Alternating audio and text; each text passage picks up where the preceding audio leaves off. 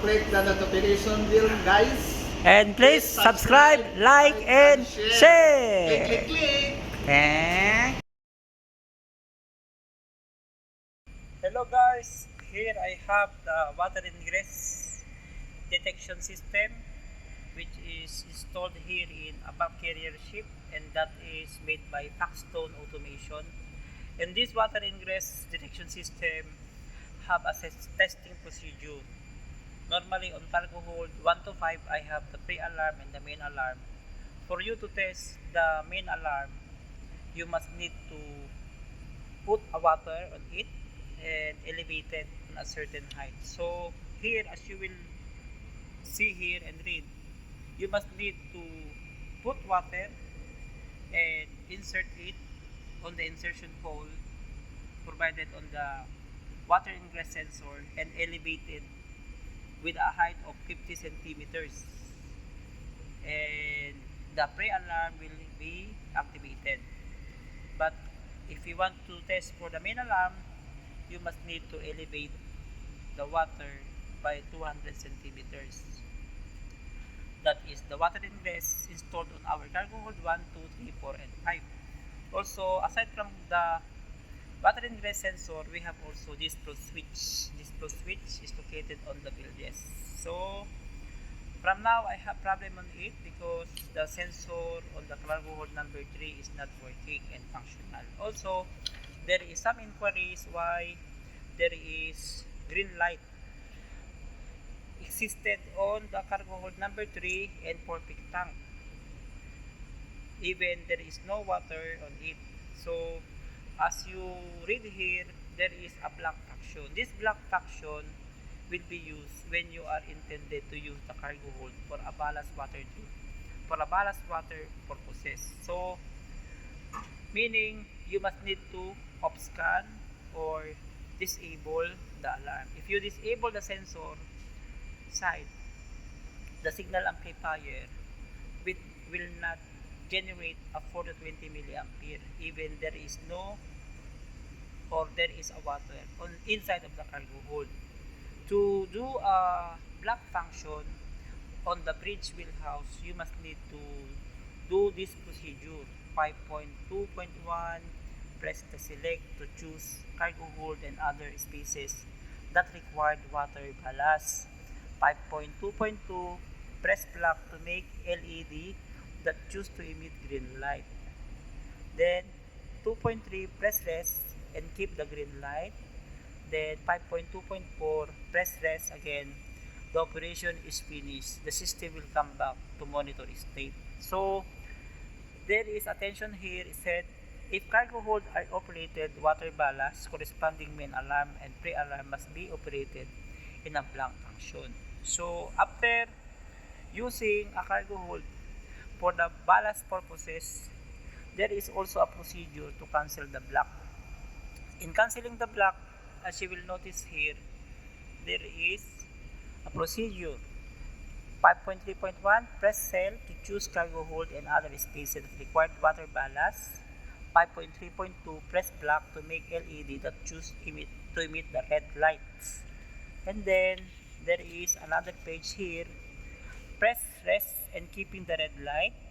Then press rest again. The operation is finished. The system will come back to monitor state. So this procedure will have also alarm setting delay like this. So if you read this procedure, it can be easily be understood, but much better I'm going to show you how it is performed and how the blank function and the cancel blank function is being done. On this video, I'm going to show you also how to troubleshoot if your monitoring system for water ingress is working, and how the wiring diagram of the water ingress system have on it. So as you will see here, this is a wiring diagram, system diagram made by Paxton Automation Company, water ingress detection system. As you can see here, I have here number 1, number 2, number 3, number 4, and number 5 going to the barrier. Then from the barrier, it goes direct on the main alarm control panel on the wheelhouse. That is how the water ingress system is wired. And also, I have a flow switch here. This flow switch will connected here on the J3, as you will notice down. Also direct connected on the monitoring system control panel on the bridge. There is also monitor having in the engine room, engine control room, that is unit 2 and number 1 unit on the ship's office. So from here you will also notice some of the wiring diagram. On the wiring diagram, this is where we are going to concentrate, because as you will notice here, there is a direct circuit diagram that's showing number 1 and number 2 connected on the signal amplifier 3Z1. Number 3, number 4, number 3 is our subject now, which is connected to 3Z3 and also on number 5.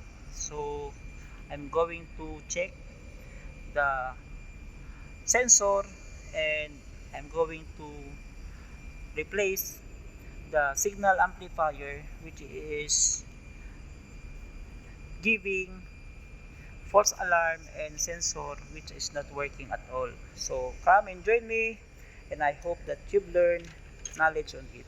So guys, this is our water ingress monitor, from which we are able to perform the block action, test, and reset. So from now, I have 3 LED light, pre-alarm, main alarm, and public pump. All of them are green light. For you to have like this, you must need to press select, then lock, then select again, then lock, then select again, then lock. Then you must need to press twice. If you press twice, the orbit tank become steady light red.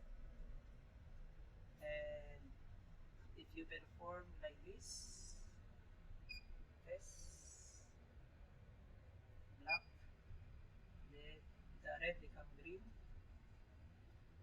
another black, the red become green, then select green, black,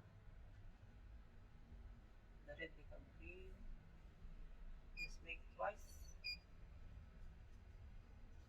reset, and you are able to generate 3 green LED light, meaning on this condition, you are blocking the sensor alarm on volt 3, pre-alarm, volt main alarm, and orbit. On this condition, meaning you are disabled to generate the alarm. So if you wanted to remove these 2 green LED light, what you must need is this select,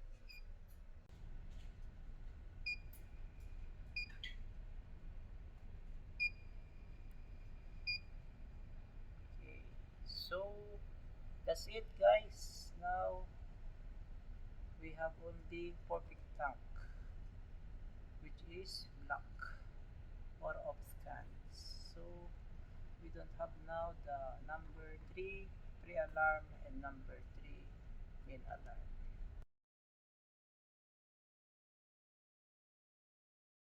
This is a back carrier having a cargo hold 1, 2, 3, 4, and 5. As you notice here, this is the hatch cover. It is hydraulically controlled, and this is the cargo hold number 3. So what I need to do is I will check the actual scenarios what we have here in the cargo hold number 3. So this is the ladder. I'm going to step out. That is the, you see, this is a wheel. That is the wheel. Then I'm going to check if there is water inside. This is my friend, Peter! Look! Oh! The cargo hold is empty. Nothing. No water. So, since no water, meaning I have problem with the water ingress. Normally, the water ingress sensor is located on this side. See? On that side, I have this box. This box from which the water ingress sensor is installed. So, better I'm going to check the sensor side inside of the duck keel. Tawag ko sa bridge, kukuha ako ng assistant. Bridge, come in please, bridge. Diyan ang mga tao yan? Mga radyo? Estudyante lang? Third, punta ako sa ilalim ng duck keel sa may bandang gitna. Tatanggalin ko yung sensor. Meron ba tayong available na tao dyan? Alin? Chiefmate, pasok chiefmate. Ayan guys, humingi ako ng assistance. Kamu, di sumasagot. Alin? Punta mo kasi doon. Assist as required. Punta ako sa duck keel. Tanggalin ko yung sensor ng number 3, water ingress.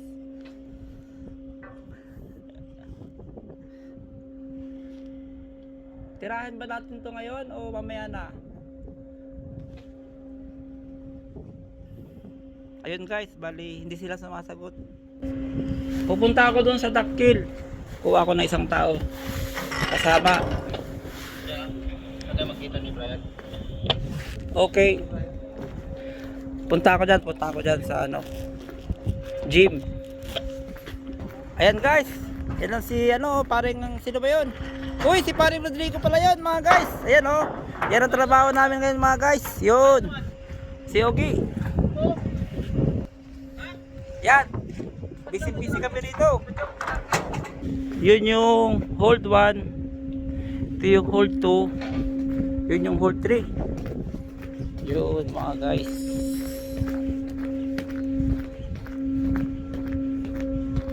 Pupuntahan namin yung sensor sa hold number 3. Yun Hop. Tignan mo dun sa pinaka-entrance. Okay, duck keel ventilation fan. Wala dyan sa bridge, wala. Wala rito. Alam ko dyan sa may entrance. Parang meron. Okay, copy. Yun guys, bali bago kami papasok ng duck keel, dapat meron tayong air ventilation doon dahil mahirap puminga doon. Nga pala yung water ingress monitor natin, meron sa engine room, no? Meron din doon sa ship's office, meron din doon sa bridge. Okay guys, on lower part of this control panel for the water ingress, I have a wiring diagram here, and the wiring diagram tells that we have sensor number 1, number 2, number 3, number 4, and number 5. And then this sensor have a corresponding wire number. This is cable number 1, 2, 3, 4, 5, 6, 7, 8, 9, 10. And from there, you will see that the number 3 sensor, this one, number 3, is connected on 5 and 6 of the 3J3 signal amplifier, or known as signal conditioner. This signal conditioner is this one, 3J-3, and then the wire is connected on 5-6, so this is the 5-6, and this terminal 5-6 is directly connected on the say 5-6. This is 5 and 6. So from there we will measure how much is the voltage for the 5 and 6. By measuring the voltage, what we've got here is I have the 5 and 6. From here I have 5 and 6, what I got, I have 24.1 volts DC. So this 24.1 volts, 5 and 6. As I'm going to compare the voltages what we have in number 1, number 2, number 3, 4, and 5. So this is number 1, terminal 2, 3 on 3K1. This is 3K1, 2, 3. And you will find here there is number 2, 3. So this 2, 3 is this part. And the terminal 5 and 6 is on the lower part here. So, okay guys, this is the signal conditioner made by new PWR. Convert industrial measuring signal into standard current or voltage signal or transmit signal by communication protocol, isolation between input, output, supply, and communication. Guaranteed. This is discussion proof. And as you will find at the back, there is a wiring diagram. On the wiring diagram, on the water ingress system, we are connected and using the terminal 3, the 2 and 3 on the carbon 3 sensor. The 5 and 6 is connected on the sensor cargo hold number 4. From other side, I have something to connect.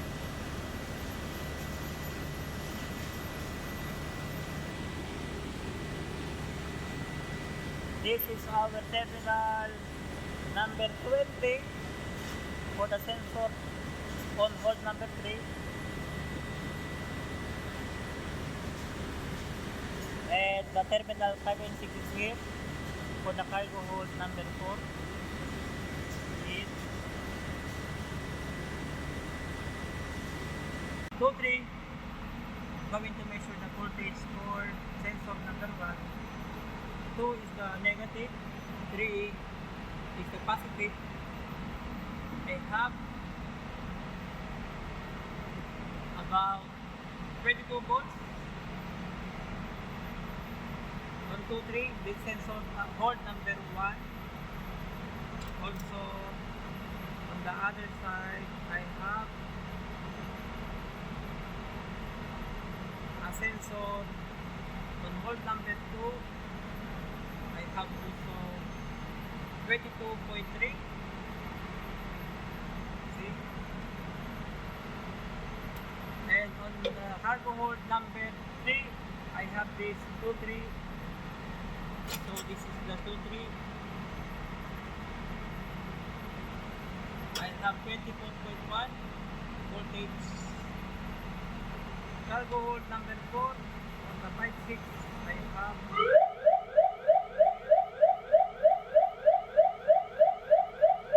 that is number 4. I have 22 volts. Then number 5, I have also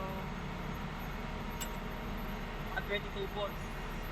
As verified, the number 3 have a voltage of 24 volts, having an alarm. And all of the sensor 1, 2, 4, and 5, all of them, the 1, 2, 4, and 5, I measure only 22 volts. So guys, to check if the hold sensor on cargo hold number 1, 2, 3, 4, and 5 are working, we need to measure the DC current. To measure the DC current, you must set your multimeter on a 200 milliampere. Then put the black probe on the common, and this red probe put on the milliampere value range. Then you must need to connect the red probe on the terminal number 3. Then this black probe on the other side, the common, must need to be connected on the other side of your sensor. So from here, the cargo hold 1, I have 4.1 milliampere.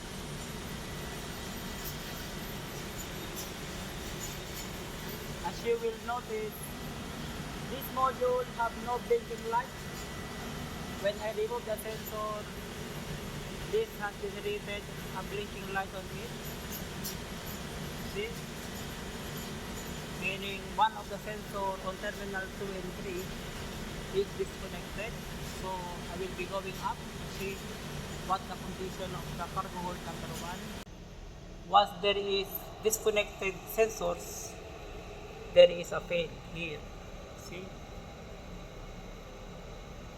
So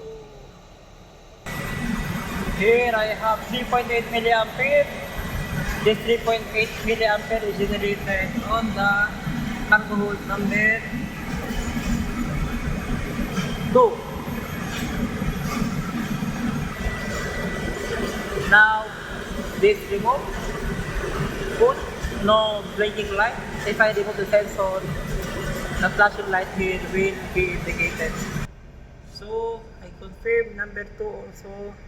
Main entry alarm have red lights. So I will be moving on number 3. We will see. This is the sensor number 3. The sensor number 3 have 0 milliampere. And as I remove here, even I connect the positive and terminal on this module, I have after blinking light, meaning the sensor on number 3 is defective. Now I have the 3.8 milliampere current. When I install new sensor from here, I have 3.9 milliampere current, and that is the new sensor I put.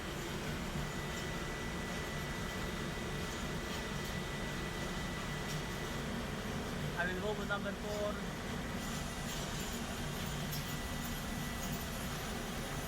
Number 4, I have 4.2. I have 4.2 milliampere. Also now I'm removing the number 5.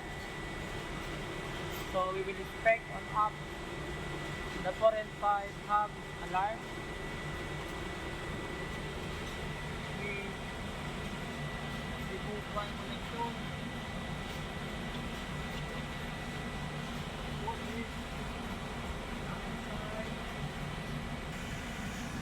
The number 5 have 4.0 milliampere.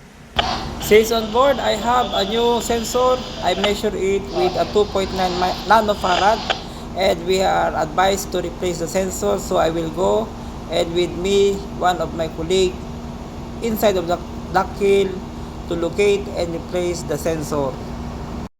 Lock. May tubig dito, malalim. Oh. Ako na yung ano ko, patos ko. Uy. Tubig, mga pambayan. Naangat ko yung patos ko dahil mababasa ako ng tubig dito. Okay, lakad. So guys, yung aming dock-in, as you will see here, it's very difficult to go inside because this dock-in is very narrow. You cannot even stand. What you can do is you must need to roll. Yan. This is my basic thing. From there, you find how you want the right size of it. Then, now you get the hole and the right to you.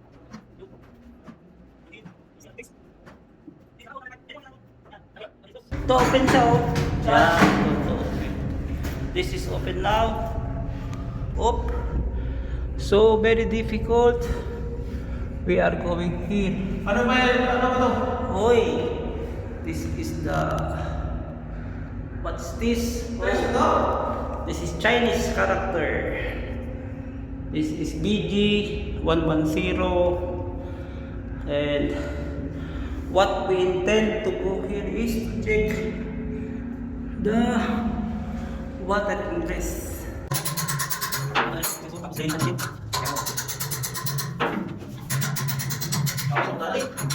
Guys, nakita nyo, tulog tubig nung tinatagal namin yung sensor. Sige lang, tanggalin natin. Yan guys, sige tanggalin mo na yung bolt. Tanggalin mo na. Yan. Delikado yung picture na yan. Dali, picture. Yan. Sige. Nadaan tanggalin. Yan guys, makikita nyo yung sensor. Yung ulo ng sensor, akin na. Pakita mo yung surface. Yan guys, so, ganyang karoon na yan. So, picture mo yan. Napasok mo na yung picture. Sige, layo mo na siya. Yun, yun mo. Maraming tubig. Maraming nga. Dapat yan, sundutin natin ng hangin. Taas na lang natin. Yan na yan. Stupa. Yan. Stupa. Kapag nililinis na yan, Wala naman. Guys, dami sa panghirap. Tanggalin nyo. Meron yung semento. Kapag ng sensor, pwede nyo natuloy dito. Pag pinutuloy yan dyan. Pwede naman dyan kayo. Kapag na. So, repress natin. Tulog ko dito. Pag pinutol ko. Okay, pinutol na siya. Babalikan natin ito. Guys, nung naputol ko siya, ganyan ang tsura niyan. Para matanggal natin yung shield. Iusog lang natin to, no? Ipupul mo to, pagkausog na ganyan. Ang magiging itsura niya ngayon, ganito na siya. Just push like this, then make this shield like this. Then you can use your cutter to remove this one. Okay, but I think not necessary to remove. Just put a little bit, and from here we can remove this cable. I have the red and I have the black color. So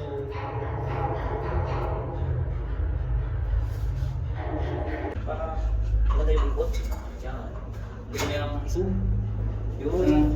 Yan guys, lagyan natin tubig. Tapos pag na-ikot na ito mga kaibigan, syempre, susunod yung kape. Ayan. Antay lang, pwede lang antay. Pero para sure, gamitan natin mamaya ng spanner. Ganyan lang siya muna.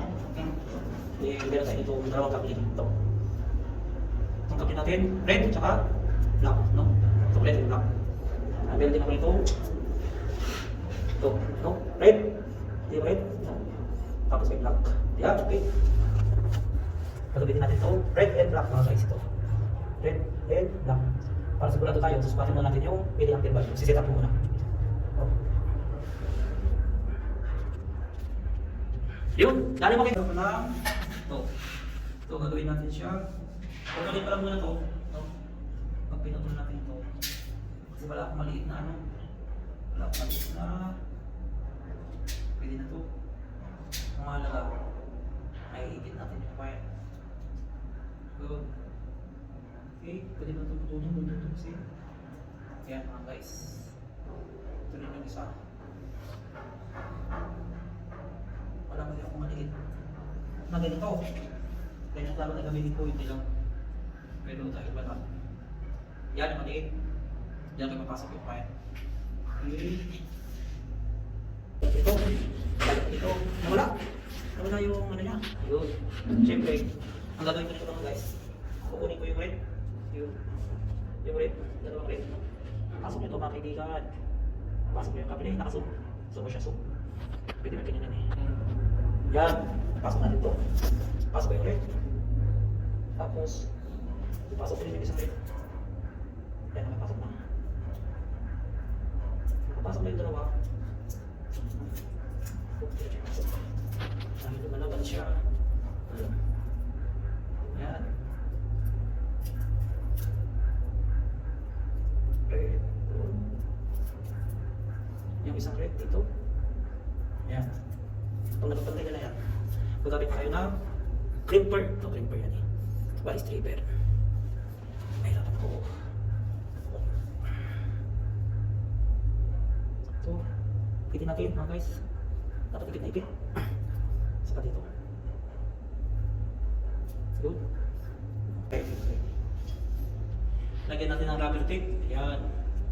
Yung rubber tape, mahalaga ito kasi para hindi ka lumangin yung kable mo. Kung lalagyan mo ng rubber tape, tsaka mo patungan ng electrical tape. Okay. Yan mga guys. Sinusog mo. So, ayan. So guys, ito yung rubber tape. Napakarami lang lagyan ng rubber tape. ng moisture.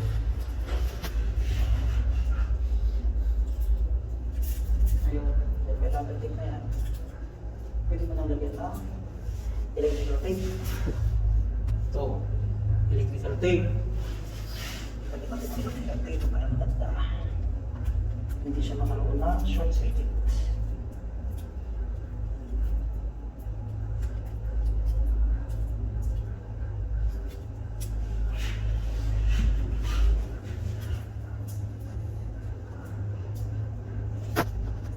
Susunod natin yung negative. Ito, negative mga guys. Ito, negative. Sige lang natin yan. Okay guys, that's it.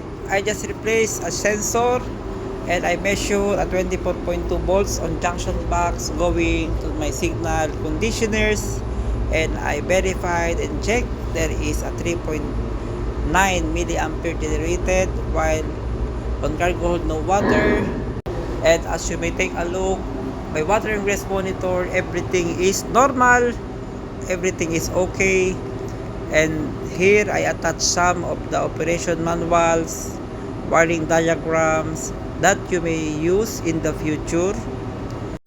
And I hope that you obtain a better knowledge and understanding on water ingress system, what we have on board. And I'm aiming to share my knowledge with you guys. I'm aiming to produce more technical videos to share with you, especially to the aspiring electricians, ETO and ETRs, and all engineers and navigational officers. Please subscribe, like, and share my YouTube channel. Thank you very much. Have a blessed day. God bless us all. Thank you for watching.